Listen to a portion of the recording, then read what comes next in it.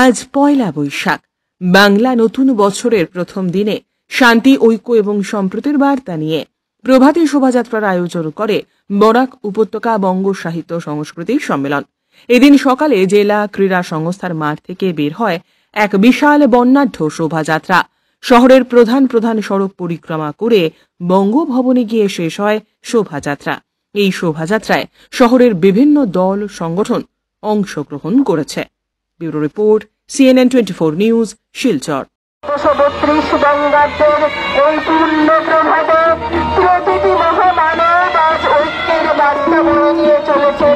প্রতিটি মহামানব সংস্কৃতি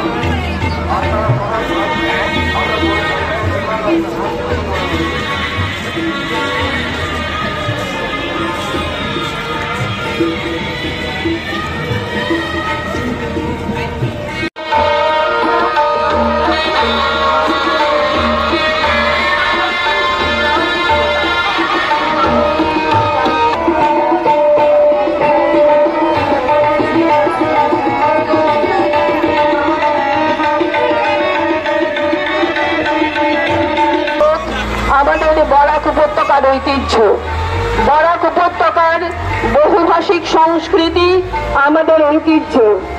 বরাক উপত্যকার ধর্মীয় বিভাজনের ঊর্ধ্বে উঠে সাম্প্রদায়িক সম্প্রীতির নদীর